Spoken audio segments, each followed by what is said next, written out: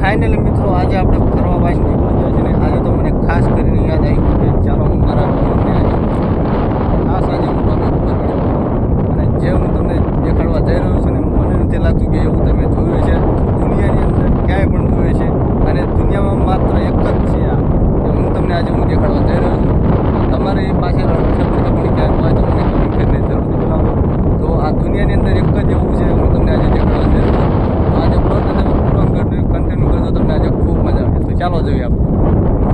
તો મિત્રો હું તમને જે દેખાડવાનો હતો એ છે આ નદી. જો આ દુનિયાની અંદર એક જ નદી એવી છે જે 2-3 મહિના મીઠું પાણી રહે છે પછી ખારું પાણી થઈ જાય છે. જો આ મારી પાસે એકદમ જબરજસ્ત નદી છે, એકદમ જોરદાર નદી છે. આનું લોક અહીંયા એકદમ અલગ જ આવે છે અને આજે તો પવન છે એટલે આજે તો મોજા પણ એટલા આવે છે. જુઓ તમે.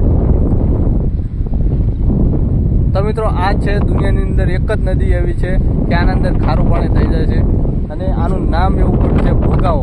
તો આ છે એક જ એવો ભોગાવો છે આની અંદર ખારું પાણી થઈ જાય છે અને ખારું એટલું બધું થઈ જાય છે કે આપણે આની અંદર નાવીને તો પણ આખા મીઠું મીઠું જેવા થઈ જાય એટલું આ ખારું પાણી છે. તો આની અંદર તો નવા એવું તો છે જ નહીં, કારણ કે નાયા પછી તો આપણે આંસુ તો ખુલ્લે જ નહીં એવું પાણી છે. તો ચાલો આ તમને હું આખી નદી દેખાડી દઉં.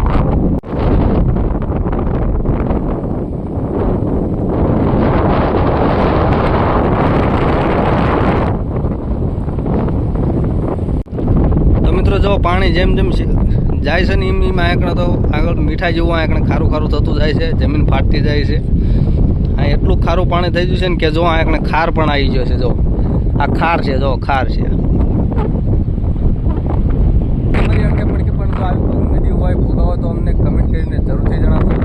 મને નથી લાગતું કે આવો ભોગાવો કે નદી ક્યાંય પણ હશે આ દુનિયાની અંદર. આ એક જ એવી નદી છે જેના અંદર ખારું પાણી થઈ જાય છે. તો આવા જ તમને ઇન્ટરેસ્ટિંગ તમને મળે છે તો અમારી ચેનલને તમે સબસ્ક્રાઈબ જરૂરથી કરીને રાખજો. તો મળીએ આપણે કાલના બ્લોગમાં. ત્યાં સુધી જય શ્રી કૃષ્ણ.